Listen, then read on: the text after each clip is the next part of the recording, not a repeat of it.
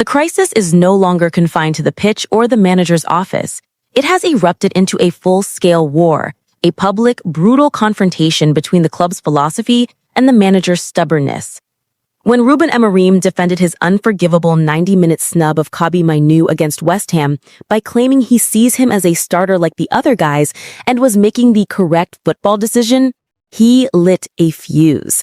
Today, the most respected voice in Manchester United history, the embodiment of the club's academy spirit, Paul Scholes, has detonated that fuse.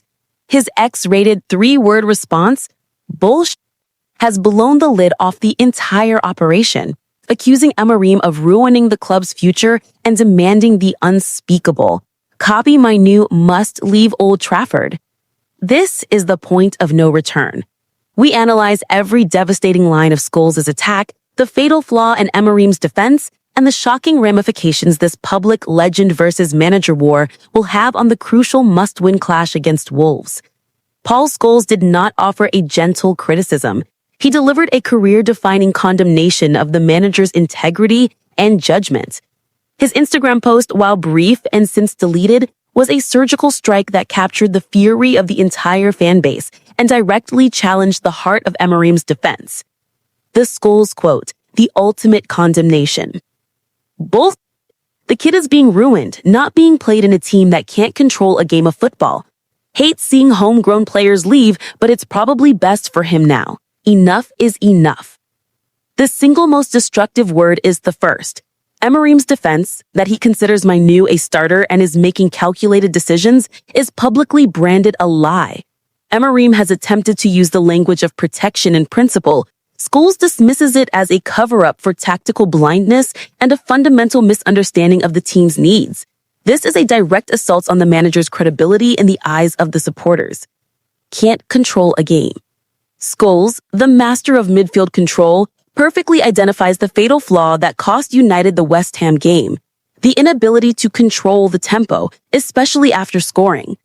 The midfield pairing of Casemiro and Bruno Fernandes, which Amorim stubbornly relies on, is not built for sustained control or high-intensity pressing. Scholes' point is devastatingly simple. The very quality the team lacks, composure and passing, is currently sitting on the bench. By benching Mainoo, Amorim is actively choosing to play without the ability to control a game of football, turning every match into chaotic chance. Best for him now. Enough is enough. This is the line that signals the crisis has reached its endgame. Scholes is the living embodiment of the academy way. For a legend who hates seeing homegrown players leave, to publicly state that Mainoo's best option is now to exit the club is an unprecedented moment. It confirms that the club is actively damaging its own greatest talent. This is a direct, public invitation for clubs like Arsenal or Real Madrid to accelerate their interest in Mainoo, knowing a respected club legend agrees that the player's development depends on him leaving Old Trafford. Amorim's reaction to the Mainoo questions has only fueled the fire, proving Scholes' point. The manager has repeatedly fallen back on the same weak defense, which is now entirely discredited by the results on the pitch. The experience fallacy. Amorim consistently argues that the team needs the experience of Casemiro and Fernandes, especially in difficult away games like Wolves. Scholes' reply is that experience is useless if it cannot deliver control. The experienced midfield unit conceded a set-piece goal against West Ham, failed to manage the game, and looked visibly panicked, while the calmest player on the pitch, Mainoo, was sat unused. The results prove the experienced defense is a failure. The managerial pressure. In his press conferences, Amorim said, "I understand what you are saying. You love Kobbie. He starts for England. But that doesn't mean that I need to put Kobbie when I feel that I shouldn't put Kobbie in. So it's my decision." This quote, paired with the recent leak that Amorim would rather be fired than compromise his principles, frames the entire saga as a managerial ego battle. Scholes has now given the fan base permission to view the crisis not as a complex tactical dilemma, but as a simple issue of a manager's stubborn pride actively ruining a young player's career. Paul Scholes is not just a former player. He is part of the legendary Class of '92, a group that carries immense moral weight at Old Trafford. His attack elevates the Mainoo situation beyond fan grievance and into a full-blown internal war. The Ineos test. Sir Jim Ratcliffe and the Ineos Group are supposedly prioritizing a return to the club's ethos, which is built on the academy.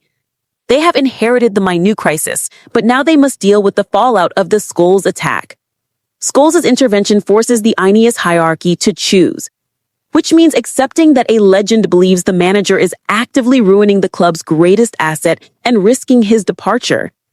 Intervene, which means undermining the manager's authority just before a critical fixture, potentially paving the way for Amorim's immediate exit.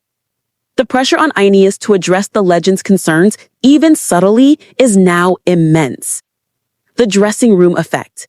Players, especially young ones, listen to Paul Scholes. His comments validate the frustration Kobbie Mainoo is undoubtedly feeling. The dressing room atmosphere will be severely tested by this public drama. The players will know their former teammate, a giant of the game, is publicly supporting the bench player over the current manager. This can quickly fracture team unity and undermine Amorim's carefully constructed authority. Scholes' statement transforms Monday night's game against Wolves into a simple must-win fixture into a high-stakes moral referendum on Ruben Amorim. Amorim has doubled down. He has confirmed Mainoo is out. He has brought back his experienced defense and changed his attack. He's relying on his experience argument to carry the day. If Manchester United fails to secure a decisive victory at Molineux, the manager will have lost the support of the legends, the fan base, and the argument that his correct football decisions are what is best for the club. Scholes has not just criticized Amorim, he has set the terms of his downfall. The verdict of the Wolves game will not only decide the manager's immediate future, but also the future of Kobbie Mainoo at Manchester United.